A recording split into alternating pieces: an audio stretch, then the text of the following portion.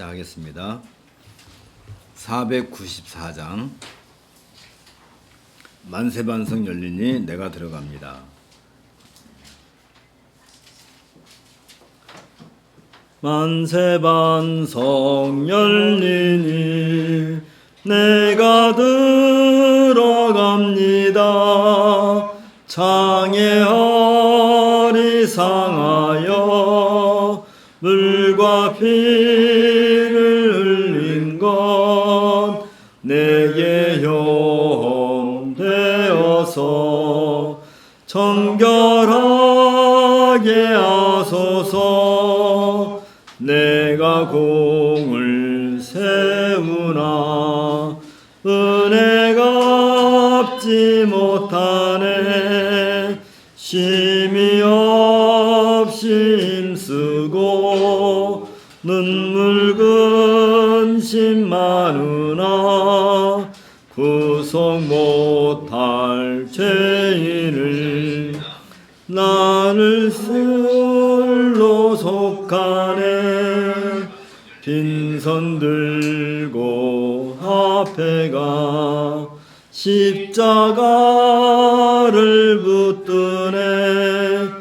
의가 없는 자라도 도와주심 바라고 생명샘에 나가니 나를 씻어주소서. 살아생전 숨쉬고 죽어 세상 떠나서 거룩하신 주 앞에 끝날 심판당할 때 만세반성 열리니 내가 들어갑니다. 아멘.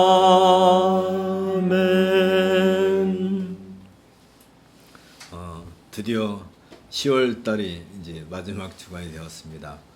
10월 한 달 동안 우리를 또 여러 모양 지켜주시고 또 돌봐주신 주님께 감사드리고 이제 11월을 맞이했는데 11월 달은 우리가 새롭게 이렇게 할 일들이 있습니다. 첫째 주에는 우리 최영철 목사님이 말씀을 전해주시겠고요. 둘째 주는 노승수 목사님 말씀 전해주시겠고요.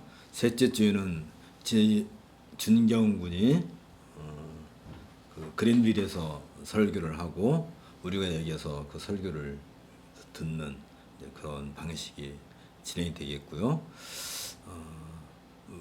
이게 처음 시도해본 일이라서 좀 어색할 수도 있고 하지만 알다시피 팬데믹 현상 이후에 우리가 예배에 대해서 얼마나 소중하게 여기게 되었는지, 이 이전에는 아무 때나 예배당 갈 수 있었고 심지어 차가 와서 모시고도 가고 그랬었는데 정말 우리가 하나님께 예배하기 위해서 이런 시간 하나 갖는다는 것이 얼마나 우리에게 귀한 것이고, 또 사실 우리가 구원받았다는 가장 확실한 증거는 우리에게 하나님께서 예배할 수 있도록 은혜 주시는 것이 그 중에 하나이거든요. 예배를 하나님께 드릴 수 있다는 그 자체가 큰 은혜이고, 또 예배에 참여할 수 없다는 것이 우리에게는 얼마나 큰 아픔인지 지금 전 세계적으로 이런 현상을 통해서 우리가 더 자세하게 경험하고 있습니다. 어쨌든 11월 달에도 주님께서 우리들에게 큰 은혜 주시기를 바라고요. 12월 달에 성찬식이 있습니다. 노승수 목사님 이번에 성찬식 집례 이렇게 해주시면 되겠고요. 우리가 여러 가지 이렇게 마음을 정돈했으면 좋겠습니다. 오늘은 또 노승수 목사님 생일 축하도 우리가 함께 하게 됐습니다.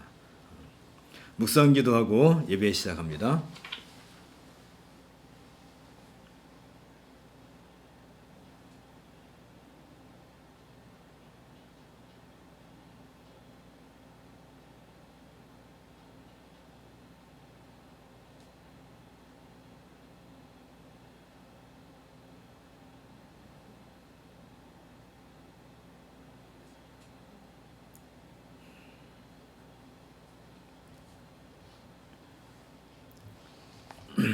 자리에서 일어나시고요.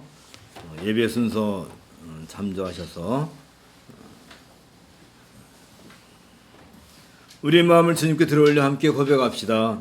우리의 도움은 천지를 지으신 여호와의 이름이 있도다. 하나님이여 내게 은혜를 베푸소서. 내게 은혜를 베푸소서. 내 영혼이 죽기로 피하되 주의 날개 그늘 아래에서 이 재앙들이 지나가기까지 피하리이다. 내가 지존하신 하나님께 부르짖으며 온 나를 위하여 모든 것을 이루시는 하나님께로다. 아멘. 우리 함께 기도하겠습니다. 만물의 주이시며 최고 통치자이시며 선하시고 만물에게 선을 행하시되 친히 자신이 기쁘게 받으실 만한 예배의 방법을 제정하시고 자신의 계시된 뜻으로 제하심으로써 모든 바른 예배를 통하여 영원토록 영광을 누리시기를 기뻐하시는 우리 주 예수 그리스도의 아버지신 하나님, 일찍이 시편에서 주는 선하사 선을 행하시오니 주의 율례들로 나를 가르치소서라고 고백한 것처럼 선하신 하나님의 율례와 법들을 따라서 마음을 다하고 열정을 다하고 힘을 다하여 하나님을 경외하고 사랑하며 찬송하고 의지하고 섬기게 하시오니 참으로 감사를 드렸나이다. 우리에게 이처럼 율례와 법들을 통하여 하나님께서 기뻐하시는 예배의 방법을 가르치시지 않으셨다면 우리가 온갖 방법과 상상력을 동원하여 수십 년 동안 연구를 한다 할지라도 어떻게 하나님을 예배해야 하는지 알 수 없으며 설령 어떤 방식을 찾아낸다 할지라도 그것이 과연 하나님 앞에 합당한 예배인지도 알 수 없을 것이며 우리들이 고안해낸 예배 방식이 오히려 하나님의 진노와 저주를 불러와 멸망을 당하는 결과를 초래하고 말았을 것이옵나이다. 주께서 우리를 불쌍히 여기시어서 사람이 만들어낸 방식이나 심지어 사탄이 제안한 방식이나 성경에 규정되지 않은 다른 방식으로 하나님을 예배하지 않도록 이끌어 주시고 무엇보다도 예수께서 내가 곧 길이요 진리요 생명이니 나로 말미암지 않고는 아버지께로 올 자가 없느니라고 말씀하신 것처럼 중보자이신 그리스도를 통하여 하나님 아버지께 나아갈 수 있도록 길을 열어주셨나이다. 이로써 우리가 영이신 하나님의 본질에 따라 하나님의 성품에 일치하는 방식으로 그리스도 예수를 통해 친히 나타내 보이신 진리를 근거로 하여 하나님을 바르게 예배할 수 있게 하시오니 감사를 드리나이다. 이 복된 예배의 자리에 우리를 친히 불러 모아주심에 감사를 드리옵고 우리에게 한없이 베풀어 주신 영과 진리를 따라 힘써 삼위일체 하나님을 경배하옵나이다. 이 예배를 복되게 하시며 즐거워하시고 이 기쁨을 온 세상에 펼치시옵소서. 때를 따라 은혜 받을 자들에게 은혜를 베푸시옵소서. 우리 주 예수 그리스도의 이름으로 기도합나이다. 아멘. 아멘. 오늘 찬송가 2장입니다. 찬양, 성부, 성자, 성령. 찬양, 성부, 성자, 성령, 성삼위일체께 영원 무궁하기까지 영광을 돌리세. 영광을 돌리세.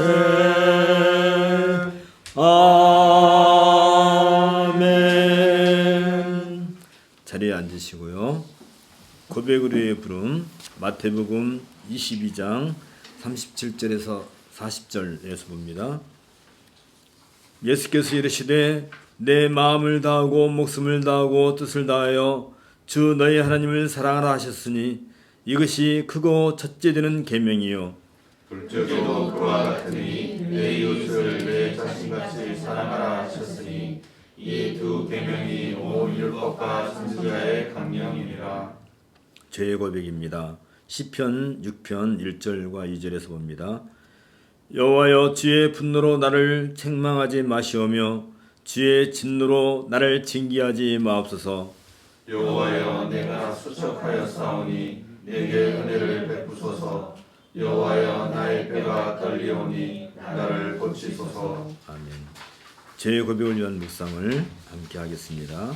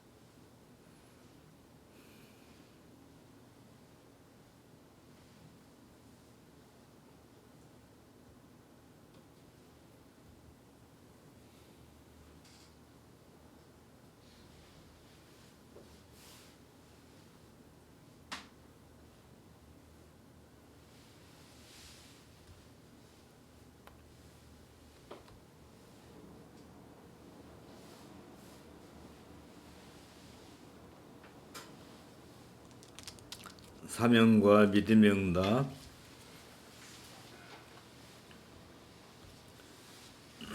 미가서 7장 18절 19절입니다.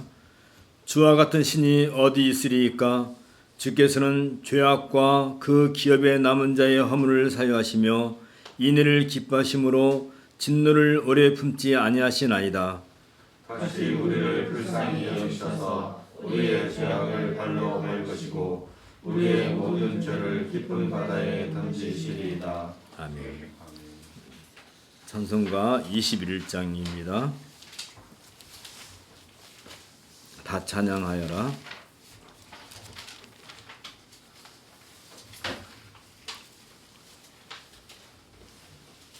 다 찬양하여라.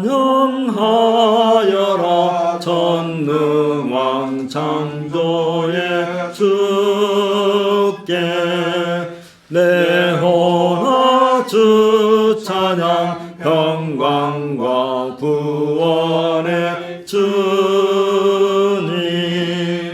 성도들아 주 앞에 이제 나와 즐겁게 찬양하여라. 다 찬양하여라. 놀라운 만유의 주께 포근한 날개미 늘 품어주시는 주님 성도들아 주님의 뜻 안에서 내 소원 다 이루리라. 다 찬양하여라. 온 몸과 마음을 바쳐 이 세상 만물이 주 앞에 다 나와 찬양 성도들아 기쁘게 소리 높여 영원히 찬양하여라.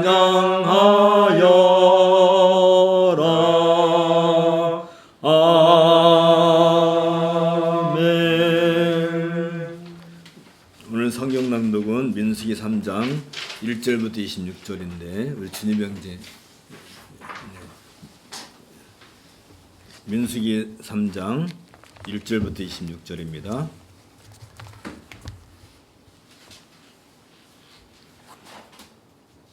여호와께서 시내산에서 모세와 말씀하실 때에 아론과 모세가 낳은 자는 이러하니라.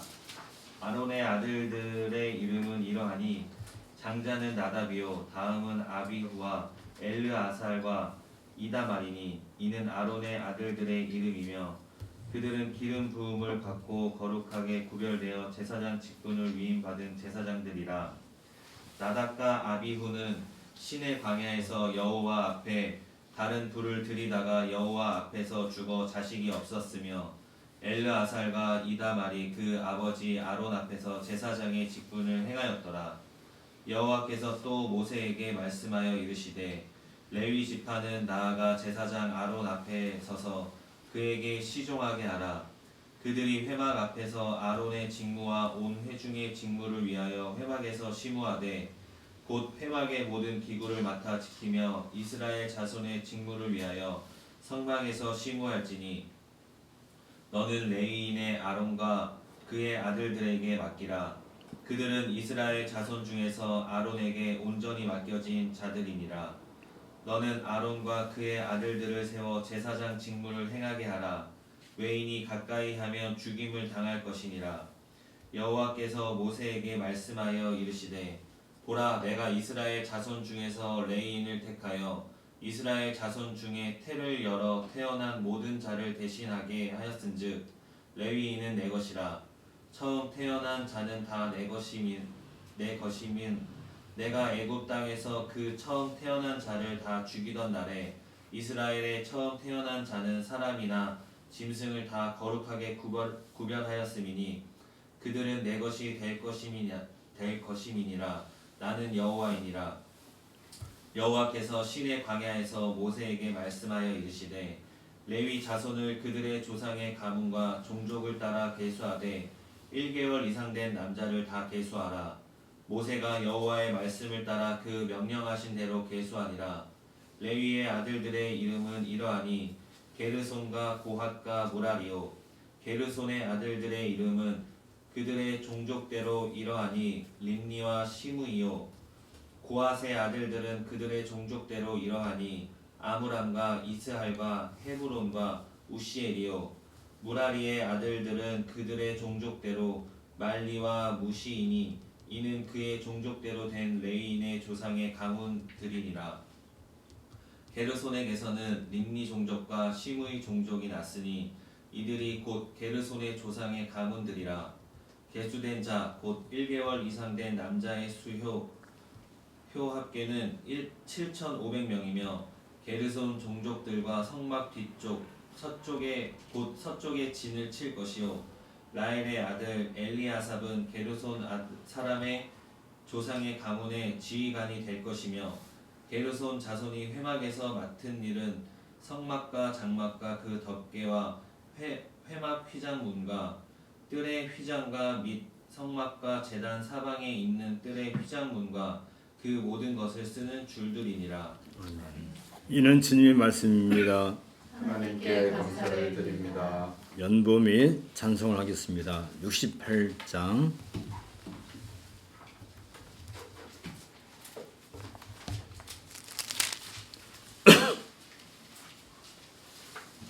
오 하나님 우리의 창조주시니 오 하나님 우리의 창조주시니 내 주님께 귀한 것 드립니다.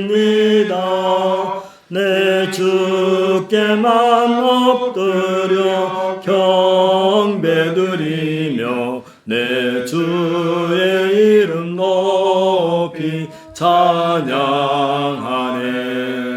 오 하나님 우리의 대주제시여 큰 풍랑이 일 때도 도우셨네. 죽음에서 우리를 구하셨으니 내 주의 이름 높이 찬양하네. 주 하나님 이름을 함께 높이며 대주제께 영광을 돌리오리. 그 능력이 우리를 지켜주시니 주 하나님을 높이 찬양하네. 아멘. 함께 기도하겠습니다. 친히 계시하신 말씀으로써 모든 시대의 모든 사람에게 구속력 있는 실정적이고 도덕적이며 영원한 계명으로 7일 중 하루를 안식일로 특별하게 정하셔서 자신에게 성변될 날로 지키게 하시기를 기뻐하시는 우리 주 예수 그리스도의 아버지신 하나님, 세상이 시작한 날부터 그리스도께서 부활하신 날까지는 한 주간의 마지막 날을 안식일로 지키게 하셨으나 그리스도께서 부활하신 날부터는 한 주간의 첫째 날을 안식일로 정하시고 이 날을 주의 날로 복주시고 세상 끝날까지 기독교의 안식일로 거룩하게 구별하셨나이다. 이제 이 복된 날에 하나님을 예배하는 공적인 날로 정하시고 온 세상 땅끝에 이르기까지 주의 자녀들을 소집하심으로써 하나님께서 친히 좌정하신 천상의 보좌 앞에 모이게 하시오니 감사와 영광을 드려옵나이다. 오늘 우리가 이처럼 하나님의 부르심을 받고 하늘 보좌 앞에 이르러 선하신 삼위일체 하나님을 배웠고 그 놀라운 권능과 은혜를 찬양할 수 있는 것은 성경에 기록된 것처럼 우리는 그리스도 안에서 그의 은혜의 풍성함을 따라 그의 피로 말미암아 속량 곧 죄 사함을 받았느니라 하는 말씀과 같이 예수 그리스도의 피로 말미암아 죄 사함을 받아 하나님으로부터 의롭다고 인정을 받게 된 은혜이옵나이다. 이를 위하여 성부께서는 창세전에 생명에 이르도록 예정하신 모든 사람들을 택정하시고 그들이 죄와 사망의 상태에서 예수 그리스도로 말미암아 은혜와 구원에 이르도록 부르시기를 기뻐하시고 성자이신 예수께서 그들의 죄책을 완전하게 갚으시기 위하여 친히 율법 아래에서 순종하시고 십자가에서 죽으심으로 하나님의 공의를 완전하게 만주시겠사옵나이다.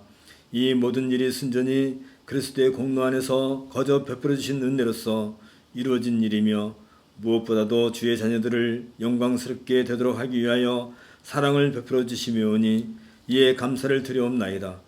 이에 우리는 이 세상 사람들 가운데 구별되어서 계시를 통하여 정하여 주신 규정된 예배의 방식으로 마땅히 하나님께 합당한 예배를 드려야 할 것이오며 무엇보다도 우리를 제사장 나라의 백성으로 삼으신 것에 대하여 감사를 드려야 할 것이옵나이다.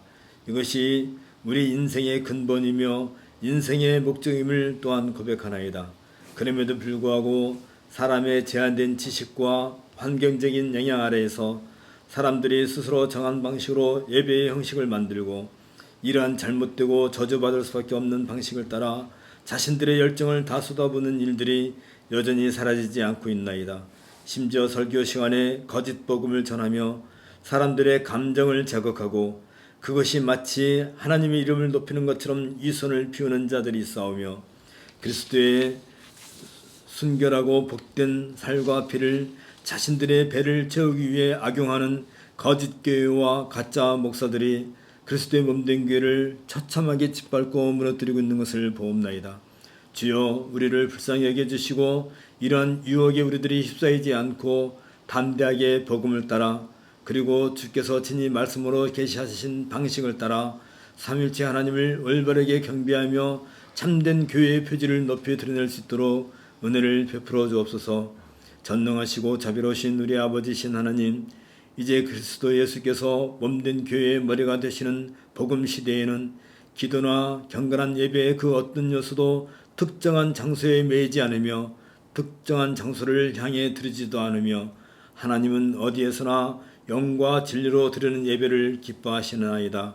코로나19 팬데믹 영향으로 교인들이 자신들의 예배당에 자유롭게 모일 수 없는 상황이 계속되고 있나이다. 이로 인하여 예배에 소홀하거나 진리의 말씀을 가르치고 배우는 일에 열심을 다하지 않거나 성도의 교통을 외면하거나 거룩한 공교회로부터 이탈하는 일들이 나타나고 있나이다. 이러한 일들은 순전히 하나님께서 기뻐하시는 예배보다는 그동안 자신들의 이익이나 체면을 더 중요하게 여기거나 혹은 복음을 위해 고난을 당하는 것보다는 자신들의 부귀와 영달을 추구하고자 하는 거짓 목회자들과 교인들이 마침내 숨겨진 자기의 정치를 드러내는 현상이옵나이다. 오히려 이처럼 절박하고 힘든 상황 속에서도 그 그리스도 예수의 속죄와 그 공로와 은혜를 입은 성도라면 더욱더 하나님을 예비하는 일과 성도들을 서로 내 몸처럼 돌아보고 위로하는 일에 힘을 써야 할 것이 없나이다. 이로써 여전히 하나님의 은혜가 성도들을 통하여 온 땅에 펼쳐지며 하나님의 영광이 온 세상에 널리 드러나게 될 것이 없나이다. 이제 거짓 복음과 거짓 목회자와 거짓 교인들의 정체가 밝혀지고 저들이 더 이상 그리스도의 몸인 교회에 남아있지 못하게 하옵시며 참된 교회와 성도들이 영과 진리로 하나님을 예비하고 그 영광을 드러낼 수 있도록 은혜를 베풀어 주옵소서. 오직 그리스도의 복음에 합당한 삶을 따라 우리들을 통하여 하나님의 주권이 증거되며 하나님의 통치가 구현됨으로써 날마다 주의 나라가 이 땅에서도 이루어지게 하옵시며 사탄의 나라를 멸하여 주옵소서. 대통령과 국무위원들과 국회의원들과 공무원들은 자신들에게 주어진 권세가 하나님으로부터 주어졌음을 인식하고 하나님 앞에서 두렵고 떨리는 마음으로 자신들에게 주어진 직무를 수행함으로써 사탄의 나라를 대적하며 하나님 앞에서 경건하고 의로운 방식으로 백성들을 위해 봉사하게 하옵소서. 오늘도 이 예배의 자리를 복되게 하시며 성도들의 찬양을 기뻐 받아옵소서. 주의 은혜와 평강을 온 세상에 펼치시옵소서. 우리 주 예수 그리스도 이름으로 기도하옵나이다. 아멘.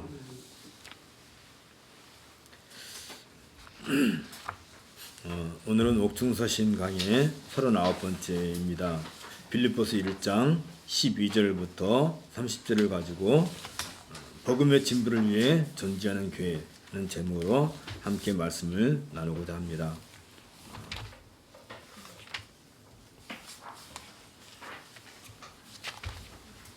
빌립보서 1장 12절부터 보겠습니다.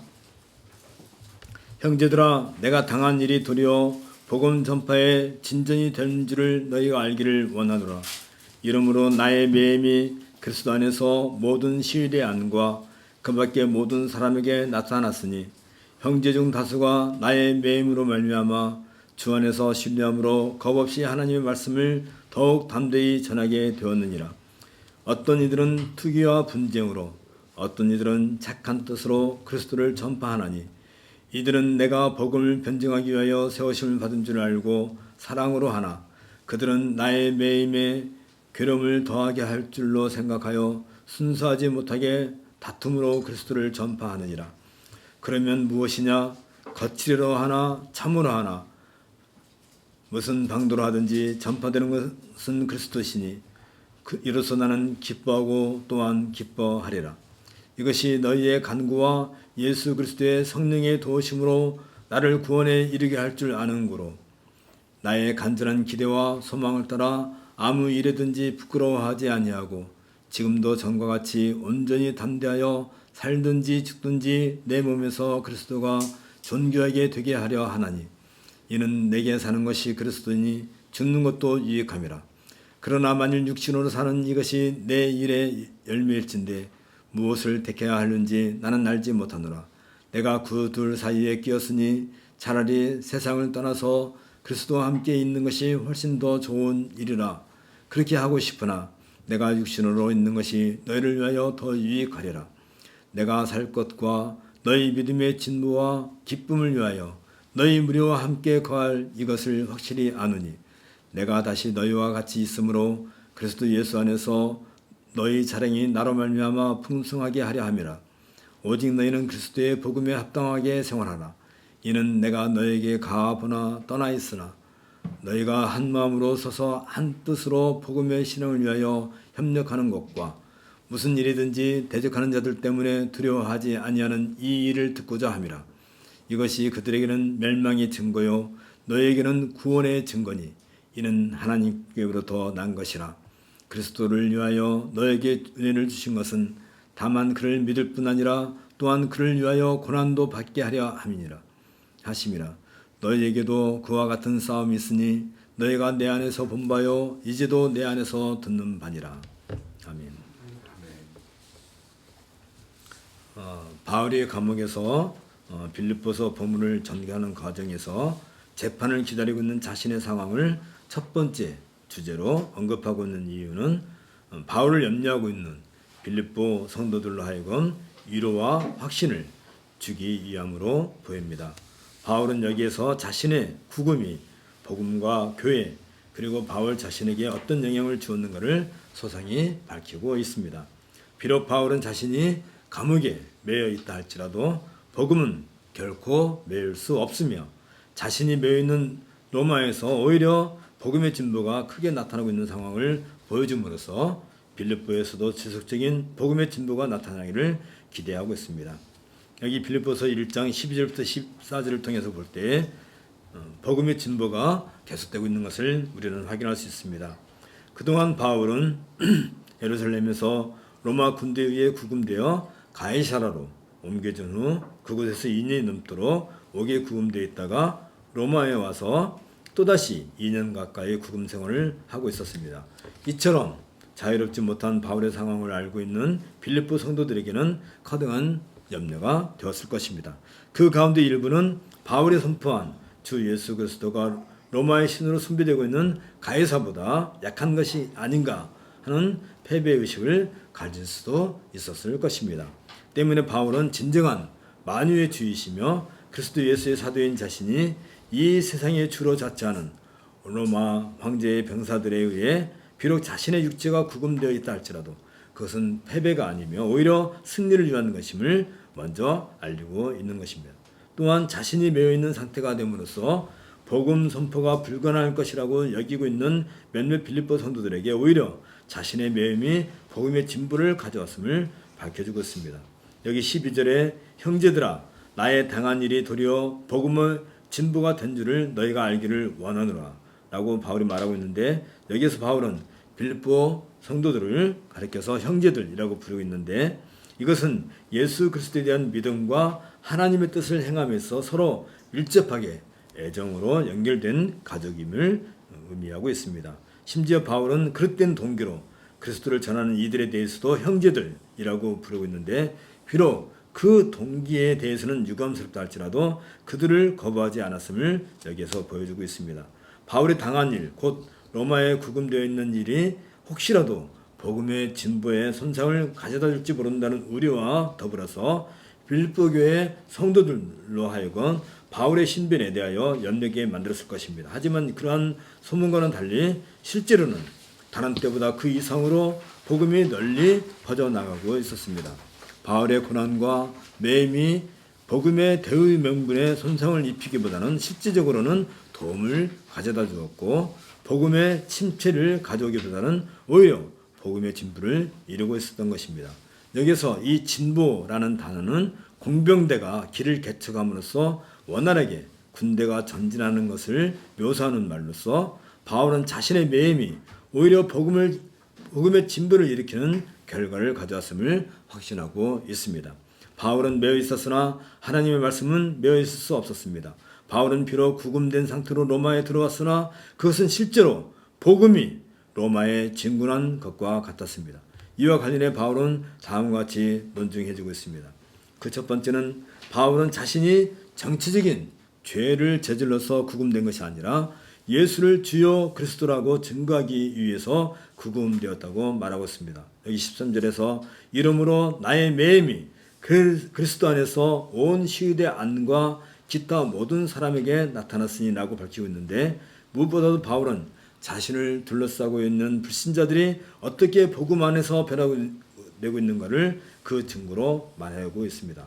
불신자들은 바울이 참으로 하나님의 사람이었다면 이러한 고통과 굴욕적인 고난은 처음부터 일어나지 않았을 것이다 라고 하면서 운명론적으로 그렇게 판단할 수 있었을 것입니다. 이것은 바울이 하나님의 사도로 알려져 있다 할지라도 불신자들로 하여금 하나님이 아닌 로마의 가이사에 의해 바울의 운명이 결정될 것이라는 오해를 가져올 수 있었습니다. 이 문제는 빌립보 성도들에게도 간접적인 영향을 미치고 있었습니다. 만일 복음 선포 때문에 바울이 구금이 되었다면 자신들도 바울과 같은 운명에 처해질 수 있기 때문입니다. 사실 바울이 4년 전에 예루살렘에서 구금되어 가이사랴 감옥에 수감되었을 때 많은 사람들은 바울의 복음 사역도 끝난 것이라고 쉽게 생각할 수 있었을 것입니다. 그리고 바울의 수감 기간이 계속 연장되고 있었기 때문에 그러한 생각을 더욱 확고하게 만들었을 것입니다. 하지만 가이사라에서 바울의 수감 생활은 로마의 군인들뿐만 아니라 군대 장교들, 천부장들, 백부장들, 그리고 로마 총독인 벨릭스와 베스도를 비롯해 헤롯 아그리파 왕과 그 아내를 비롯해서 소위 로마 상류층에게 복음을 전하는 기회를 가져다 주었습니다. 이러한 현상은 로마에서도 동일하게 나타났습니다. 이미 바울은 로마의 최고 권위를 자랑하는 가이사의 법정에 상수를 한 상태였습니다. 이것은 바울이 로마의 최고 통치자 앞에서 복음을 전하는 기회가 될 것입니다. 그리고 그 자리에서 바울은 자신이 예수를 주요 그리스도라고 선포한 일에 대해 증언할 준비가 되어 있었습니다. 오히려 바울이 매여 있게 됨으로써 기독교는 더 많은 사람들에게 주목을 받게 되었습니다. 처음에는 바울의 말에 귀를 기울이지 않던 간수들의 입을 통해서 그들의 가족들과 시위대와 가이사의 집에 있는 사람들에게까지 복음이 전파되었습니다. 이러한 일들은 로마 시민들에게 화제가 될 정도였습니다. 바울의 복음에 대한 설명을 들었던 병사들 가운데 여럿은 예수 그리스도를 주로 고백하였습니다. 가이사에게 충성을 맹세한 시위대 병사들이 이제는 진정한 주이신 그리스도 예수에게 충성을 맹세하고 있다는 사실은 바울의 구금이 더 이상 복음 선포 사역의 치명적인 사건이 아니며 오히려 활성화시켜주는 수단이 됐음을 증명해주고 있습니다. 두 번째는 바울의 고난은 복음의 진보를 한층 앞당기는 2차적인 결과를 낳았다는 사실입니다. 바울의 동료 대다수가 바울의 구금으로 인해서 주님에 대한 믿음을 얻거나 주님으로부터 용기를 부여받았고 이로써 전부 다 더 담대하게 복음을 전하게 되었기 때문입니다. 이에 대해 바울은 여기 14절에서 형제 중 다수가 나의 매임을 인하여 주 안에서 신뢰함으로 겁 없이 하나님의 말씀을 더욱 담대히 말하게 되었느니라 라고 밝히고 있습니다. 여기에서 하나님의 말씀은 당시 세상의 모든 미움이 집중되고 있는 기독교의 가르침 전체를 가리킵니다. 헬라인뿐 아니라 유대인까지도 모든 수단을 사용하여 복음을 선포하는 사역자들을 위협하고 복음을 무력화시키려고 하였습니다. 46년부터 57년 10여 년 동안에 바울의 3차례에 걸친 전도 여행에서 이 사실이 확인됐을 뿐만 아니라 바울 자신이 바로 그 하나님의 말씀 때문에 고난을 받고 구금되어 있는 산 증인이기도 합니다. 뿐만 아니라 로마에 있는 성도들도 오히려 담대히 복음을 선포하고 있었습니다. 그들은 진정한 주 예수 그리스도의 사도가 가이사의 옥에 매여 있는 것을 보고 예수 그리스도의 만유의 주 되심에 대하여 회의에 빠지거나 두려움에 빠져서 지하로 숨은 것이 아니었습니다. 오히려 주 예수 그리스도에 대한 믿음이 더 확고해졌고 이에 더욱더 열심을 가지고 복음을 전파하고 나섰습니다. 바울이 이 사실을 빌립보 교회에 보고하는 이유는 분명합니다. 빌립보 성도들 역시 패배주의에 빠지거나 주 예수 그리스도의 주권에 대하여 회의에 빠지지 않고 도리어 믿음의 굳건히 서서 복음을 담대하게 선포하기를 바라고 있기 때문입니다. 이와 같은 자신감과 용기를 주시는 분은 그리스도이시며 자신들의 지도자가 매이게 된 일을 통해 실제로는 교회를 강하게 하시는 분은 성령이십니다. 사실 로마 병정들이 예수님을 체포했을 때 그의 제자들이 주님을 버리고 도망쳤던 초기와는 너무나 많이 달라져 있었습니다. 이제 교회는 성령에 의해 기적적인 태도의 변화를 경험할 수 있게 되었습니다. 주님이 계시는 곳에는 고통이 전혀 없어야 한다는 생각으로부터 벗어나서 고난과 고통이 있는 곳마다 주님이 그들과 함께 하신다는 경외적인 변화가 나타나고 있었습니다. 이것이 바로 복음의 진보가 가져다주는 결실이었습니다. 여기 15절부터 18절을 통해서 투기와 분쟁 속에서도 전파되는 그리스도를 우리는 보고 있습니다. 이어서 바울은 복음의 진보가 투기와 분쟁까지도 초월하고 있음을 빌립보 교회에 보고하고 있습니다. 이미 오래전부터 로마에는 교회가 세워져 있었습니다.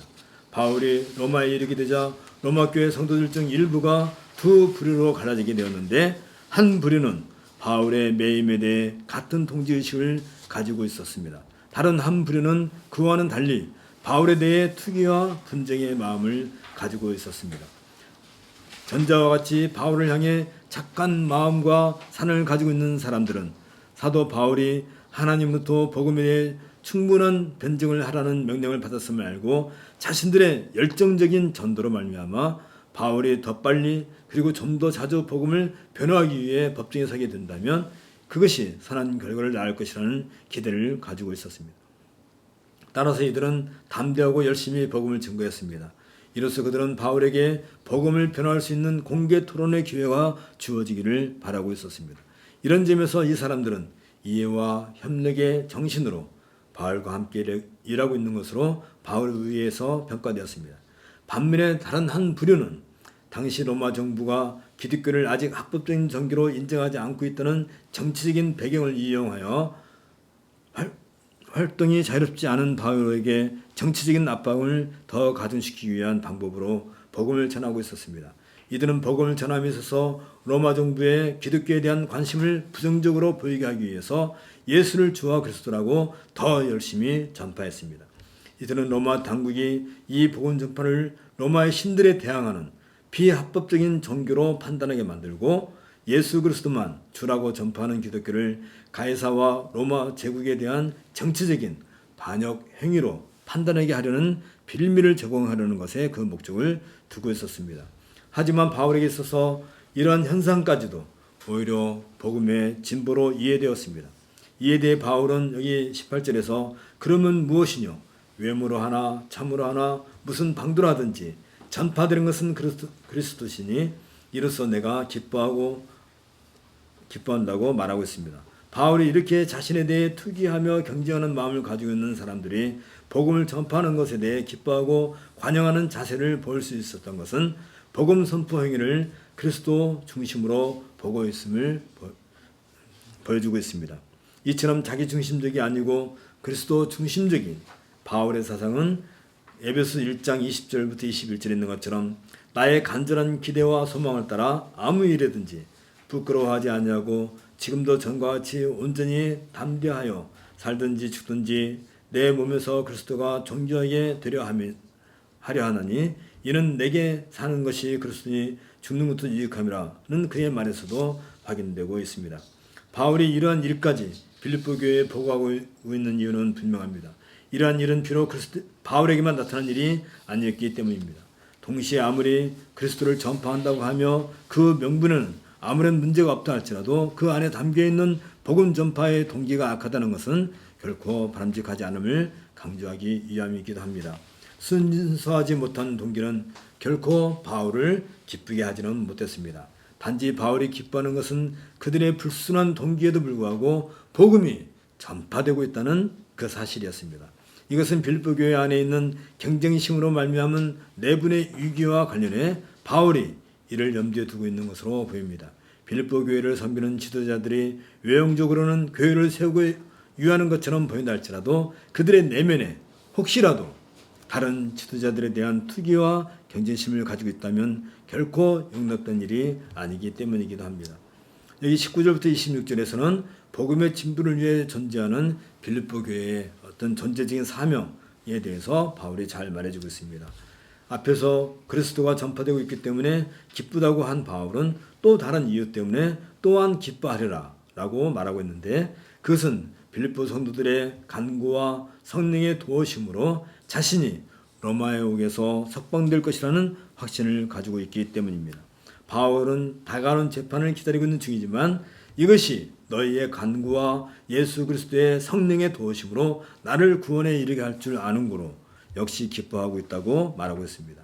이 말은 욥기 13장 16절에서 사곡한 자는 그의 앞에 이르지 못하나니 이것이 나의 구원이 되리라는 욥의 말을 인용한 것으로서 바울은 욥의 경험을 통해 자신의 상황을 이해하고 해석하였음이 분명합니다. 욥이 자신의 곤경에서 구원을 받아 자신의 정당성을 입증했듯이 바울 역시 자신의 곤경에서 구원을 받아 자신의 정당성을 입증해 보여줄 것이라고 확신하고 있었습니다. 바울은 상황이 자신에게 유리하게 전개될 것이며 자신은 수치를 당하지 않을 것이고 그리스도께서 이 일로 영광을 받을 것이라고 확신하고 있었습니다. 바울의 확신은 빌립보 교회 성도들의 간절한 청원과 그리스도께서 공급해 주시는 성령의 도움에 근거하고 있습니다. 그리고 항상 바울이 그랬던 것처럼 어떤 상황에서도 부끄러워하지 않고 담대히 복음을 선포하였으며 살든지 죽든지 자신의 존재를 통해 그리스도의 이름을 높이려는 간절한 기대와 희망을 가지고 있었습니다. 바울은 다가올 재판에서 담대하게 그리스도를 만유의 주로 고백할 것이며 그리스도께서는 바울을 저버리지 않고 자신에게 성령의 도움으로 변호하게 하심으로써 무죄로 석방될 것을 의심치 않았습니다. 이것은 그리스도께서 약속하신 누가복음 12장 11절부터 12절에 있는 것처럼 사람이 너희를 회당과 정사잡은 이와 권세 있는 이 앞에 끌고 가거든 어떻게 무엇으로 담대하며 무엇으로 말할 것을 염려치 말라. 마땅히 할 말을 성령이 곧 그때에 너에게 가르치시라는 예수님의 약속에 근거하고도 있습니다.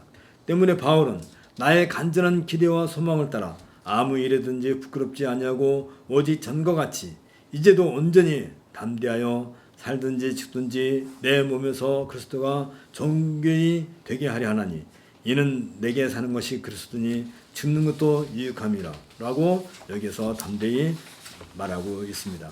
바울은 자기 중심적인 사도가 아니었습니다. 바울은 명백히 그리스도 중심적인 사도였습니다. 그럼에도 불구하고 이 재판의 결과는 최악의 경우 바울에게 사형이 집행될 수도 있었을 것입니다. 하지만 바울에게 있어서 죽음은 더 이상 두려운 대상이 아니었습니다. 이미 바울에게 있어서 삶은 오직 그리스도 예수만을 위한 삶이었습니다. 바울이 행하는 모든 것, 즉 신뢰하고 사랑하고 소망하고 순종하고 전도하는 것 등은 그리스도에 의해 고치되었고 그리스도를 위해 행해진다는 의미에서 바울 자신의 삶은 그리스도로 채워져 있었고 그리스도께 몰두해 있었습니다. 그래서 바울은 여기 21절에 있는 것처럼 이는 내게 사는 것이 그리스도시니라 라고 말하고 있습니다. 또한 그의 삶이 그리스도께 몰두해 있고 완전히 그리스도께 헌신하고 있었고 그리스도의 뜻을 행하는 데 전념하고 있었기 때문에 내게 죽는 것도 유익함이라 라고 말할 수 있었습니다. 이것은 바울이 죽었어도 그리스도와 함께하고 있을 것이라는 확신을 보여주고 있습니다. 그리스도 예수는 곧 생명 그 자체이시기 때문에 죽음에 의해서 결코 그 생명이 파괴되지 않습니다. 오히려 그 생명은 죽음을 통해 커지고 풍요로워졌습니다. 따라서 바울에게 있어서는 사는 것이나 죽는 것이나 모두 그리스도 중심적이었습니다. 바울에게 있어 삶과 죽음은 더 이상 족쇄가 아니었습니다. 최우회적인 죽음조차도 바울에게는 정복되었으며 길들여졌고 만일 필요하다면 죽음조차도 바울을 위해 봉사하게 되어 있었습니다.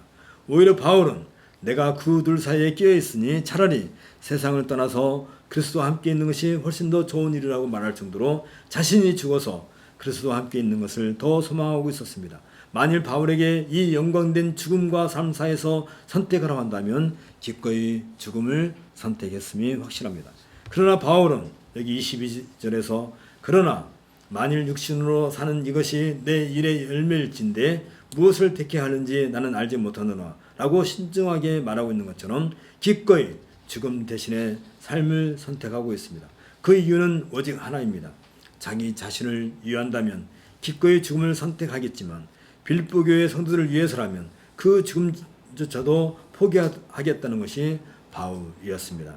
이런 점에서 바울에게는 죽음조차 선택할 수 있는 기회가 없었습니다. 그의 순교는 아직 사치품에 불과했습니다. 왜냐하면 바울은 자신에게 주어진 숙명적인 소명을 수행하기 위해 아직도 해야 할 사명이 남아있기 때문입니다. 이에 바울은 자신이 석방되어 빌립보 교회로 귀환하게 될 것이며 그가 옥중에서 복음의 진부를 경험한 것처럼 그의 노임도 복음의 진부를 위함이 될 것이라고 확신하고 있습니다. 이때 빌립보 성도들에게 바울의 귀환은 그리스도의 또 다른 현현과 같은 의미를 가지고 있습니다. 곧 그리스도의 사도로서 바울이 빌립보 교회로 가게 된다면 그것은 곧 그리스도 예수의 임재와 같은 의미를 가지게 되는 것입니다. 바울의 석방은 기독교의 복음 전파가 로마의 종교 정책을 파괴하지 않으며 예수는 주와 그리스도라는 복음의 내용 역시 로마의 정치 체제를 위협하는 요소가 아님을 증명한다는 의미를 가지게 될 것입니다. 뿐만 아니라 석방된 바울이 빌립보 교회로 귀환한다는 것은 바울을 위해 간구하고 있는 성도들에게 큰 기쁨을 가져다 줄 것이 확실합니다. 무엇보다도 바울은 자신의 귀환이야말로 빌립보 성도들 하여금 그리스도의 임재를 맛보게 하는 기쁨이 될 것이 분명합니다. 이와 같은 확신 가운데서 바울은 여기 25절 26절에서 내가 살 것과 너희 믿음의 진보와 기쁨을 위하여 너희 무리와 함께 거할 이것을 확실히 아노니 내가 다시 너희와 같이 있으므로 그리스도 예수 안에서 너희 자랑이 나를 인하여 풍성하게 하려 함이라는 말로서 빌립보 성도들을 위로하고 있는 것입니다. 또한 우리는 27절부터 30절을 통해서 복음을 위해 함께 투쟁하는 교회, 빌립보 교회를 바울이 바라고 있는 것을 우리가 확인하게 됩니다. 앞서 우리가 보았던 것처럼 1절과 2절에서의 인사말과 또 3절부터 11절에 있는 감사의 글에 이어서 첫 번째 주제인 자신의 현재 상황에 대해서 26절까지 밝힌 바울은 이제 본서신의 두 번째 주제인 교회의 하나됨을 위한 교훈을 전개해 나가고 있습니다. 이것은 빌립보 교회 안에 있는 일종의 경쟁심에 따른 내분을 염두에 두고 이를 극복하기 위한 권면이기도 합니다. 이것을 위해 먼저 바울은 교회가 복음을 위해 투쟁해야 하는 한 몸인 공동체임을 밝히고 있는 것입니다.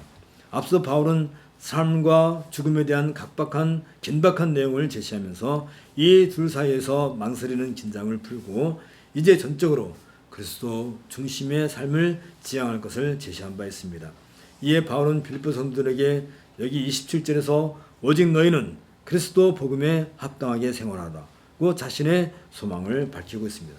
그리고 그리스도의 복음에 합당하게 산다는 것에 대하여 30절까지 거침없이 이야기를 전개하고 있습니다. 빌립보서 1장 27절부터 30절은 생활하라 라는 하나의 동사만을 가진 단문으로 되어 있는데 이것은 이 한 문장을 단숨에 읽도록 유도하고 있습니다. 우리가 이 27절부터 30절까지 우리도 단숨에 한번 같이 읽어보도록 하겠습니다. 왜냐하면 27절은 이 빌립보서 전체 주제 내용을 다루기 때문에 그렇기도 합니다. 우리 함께 시작. 오직 너희는 그리스도의 복음에 합당하게 생활하라. 이는 내가 너희를 가보나 떠나 있으나 너희가 일심으로 서서 한 뜻으로 복음의 신앙을 위하여 협력하는 것과 아무 일이든지 대적하는 자를 인하여 두려워하지 아니하는 이 일을 듣고자 함이라. 이것이 저에게는 멸망의 빈거요 너희에게는 구원의 빈거니 이는 하나님께로부터 난 것이라. 그리스도를 위하여 너에게 은혜를 주신 것은 다만 그를 믿을 뿐 아니라 또한 그를 위하여 고난도 받게 하심이라. 너희에게도 같은 싸움이 있으니 너희가 내 안에서 본 바요 이제도 내 안에서 듣는 바니라. 아멘. 여기 등장하는 단어들 굳건히 서다, 또 투쟁, 싸움, 고난을 받다 이런 단어들은 마치 전투에 임하는 지휘관이 휴하의 군세들을 상대로 훌륭하게 싸웠다는 보고를 기대하고 있는 심정을 묘사하고 있습니다. 여기에서 바울은 생활하라 라는 동사로 자신의 소망을 담아내고 있습니다. 이 단어가 자유국가의 시민으로서 시민의 의무를 다한다는 의미를 가지고 있다는 점에서 3장 20절에서는 시민권이라는 단어로도 사용되고 있습니다. 따라서 오직 그리스도의 복음에 합당하게 생활하라는 이 말은 성도들은 그리스도의 복음에 합당하게 삶으로써 하나님 나라의 시민답게 산다는 의미를 가지게 됩니다. 헬라 세계에서 도시 중심의 국가 폴리스는 단지 시민들이 사는 장소만이 아니었습니다. 오히려 시민들로 하여금 인간적인 모든 선 가운데 최고선에 이르게 할 목적으로 이루어진 일종의 협동체이기도 했습니다. 이런 국가 체제 안에서 시민들은 고립 상태가 아니라 상호 협력하는 가운데 자신의 재능을 기르고 잠재력을 자각했습니다. 이러한 협력 정신이 국가의 존재를 지지하고 있었으며 그 안에서 자신의 능력을 함양하고 국가를 위해 헌신하게 만들었던 것입니다. 개인은 혼자 또는 자기 자신을 위해서가 아니라 국가라고 하는 공동체 안에서 그리고 국가라고 하는 공동체의 이익을 위해 자기의 능력을 극대화했으며 이런 상호관계와 상호의존은 폴리스의 개념에 들어있는 중요한 사상이기도 했습니다. 그러므로 시민으로 사는 것은 헬라인들에게 권리와 특권이었으며 동시에 의무와 책임이기도 한 것입니다. 한편 유대인들에게 폴리스의 개념은 큰 왕의 성을 초점으로 하고 있었는데 본래 예루살렘은 규모가 한정된 이상적인 성이었습니다. 그러나 이 성의 개념이 확대되어서 예루살렘은 이스라엘 공동체의 모든 구성원뿐 아니라 세계의 열방이 궁극적으로 참여하는 영적인 교제이며 궁극적으로 온 세상 사람들이 하나님께 경배하는 예배의 중심지로 발전되었습니다. 이것이 시오니즘으로 정착되게 되었습니다. 바울은 이 두 개념, 즉 헬라 정신의 폴리스 개념과 히브리 정신의 성전 국가 개념을 가지고서 신약 시대의 교회 공동체의 표현으로 성도들이 살아가는 삶을 여기에서 묘사해주고 있습니다.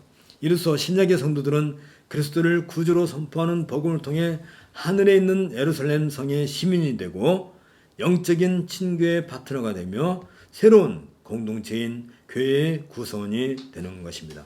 그러므로 복음에 합당하게 산다는 것은 이 새로운 폴리스의 선량한 시민으로 사는 것입니다. 이것은 하늘에 속한 시민권의 법도인 의, 평화, 믿음, 소망, 사랑, 상호관계, 상호의존, 선행, 봉사, 살아계신 하나님께 대한 예배 등을 행한다는 의미를 가지게 됩니다. 여기서 바울은 빌립보 성도들이 천국의 시민이며 새로운 공동체의 협력자들이라는 사실을 자연스럽게 확인하기를 바라고 있습니다. 이런 점에서 바울은 빌립보 성도들이 한 마음으로 굳건히 서서 한 뜻을 가지고 그리스도인으로서 투쟁할 것과 이렇게 연합전선을 이루는 것이 승리를 위한 최선의 전략이라는 점을 상기시켜주고 있습니다. 바른 빌립보 교회가 당면한 문제들에 대해서 복음의 신앙을 위하여 협력하는 것과 무슨 일이든지 대적하는 자들 때문에 두려워하지 아니하는 이 일에 있어서 함께 투쟁해야 할 것을 요청하고 있는 것입니다. 따라서 빌립보 성도들은 연합되고 확고하고 열교환된 신앙의 삶, 즉 그리스도의 복음에 합당하게 생활하는 삶을 살아야 하는 것입니다. 이 삶을 위해 고난까지도 함께 감수해야 하는 것입니다. 이에 바울은 여기 30절에서 너에게도 그와 같은 싸움이 있으니 너희가 내 안에서 본 바요 이제도 내 안에서 듣는 바니라는 말로 선언을 함으로써 자기 자신이 그렇게 살아왔던 것처럼 빌립보 성도들 역시 그리스도의 복음에 합당하게 생활하기 위해 고난과 핍박을 당한다 할지라도 바울과 함께 이 길을 가는 일에 직접 참여할 것을 권면하고 있습니다. 바울의 삶에서 확인되는 것처럼 복음의 진비를 위한 싸움에는 고난이 따르기 마련입니다. 오히려 고난을 회피하려고 한다면 그것은 하늘에 속한 시민으로서 그리스도 예수를 위한 믿음의 싸움을 회피하는 것과 다를 바 없음을 우리가 마음에 담아둬야 하겠습니다. 함께 기도하겠습니다.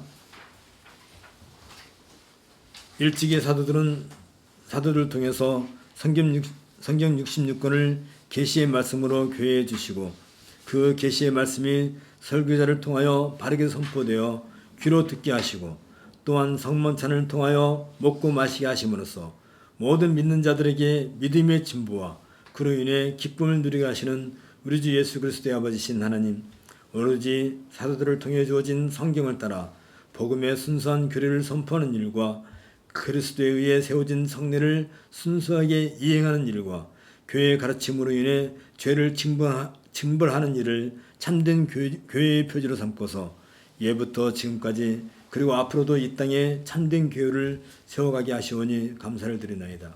이제 이러한 복된 길을 감에 있어서 오직 너희는 그리스도의 복음에 합당하게 생활하라고 우리에게 권면하시는 것처럼 우리가 이 참된 교회 안에서 복음의 진보를 위해 사도들이 살았던 삶을 따라 어떠한 고난조차도 기쁨으로 여기고 우리가 모두 한 마음을 가지고 끝까지 이 복음에 합당한 삶을 살아갈 수 있도록 인도하여 주옵소서. 이와 관련하여 복음에 합당하게 살아가는 삶을 빌립보 교회 성도들에게 구원의 증거로 보여주셨던 것처럼 우리들 또한 이러한 삶의 자태를 바르게 듣고 알아서 복음의 진보를 위한 행보를 계속해서 이어가는 은혜를 누리게 하옵소서. 우리 주 예수 그리스도의 이름으로 기도합나이다. 아멘. 이제 자리에서 일어나셔서 찬송가 39장 함께 하겠습니다.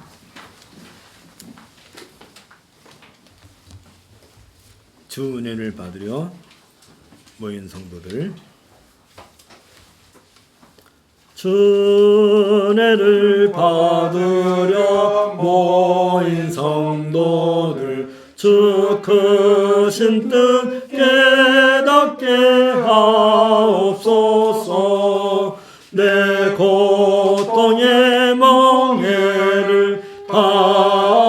얻게 되니 날 구속하신 이름 찬양하리. 주 우리를 곁에서 인도하시니 그 거룩한 나라가 이루어지네. 저 마귀와 싸워서 늘 승리하니 큰 영광 주께 돌려 찬양하리. 주 우리의 방패와 장검 되시니 나 승리의 주님을 따릅니다. 큰 환난을 당할 때 늘 도우시니 승전가 높이 불러 찬양하리. 아멘. 여호와는 내게 복을 주시고 너를 지키시를 원하며 여호와는 그의 얼굴을 내게 비추사 은혜 베푸시를 원하며 여호와는 그 얼굴을 내게로 향하여 드사 평강 주시기를 원하노라. 아멘. 3장 우리 같이 성령하겠습니다. 성부 성자와 성령 찬송과 영광 돌려 보내세. 태초로 지금까지 또 영원 무궁토록 성삼위께 영광 영광.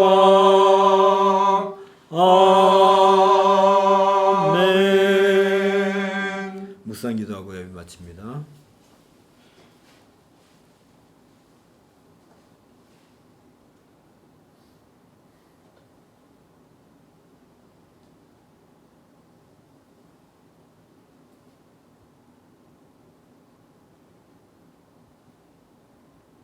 예배 마쳤습니다.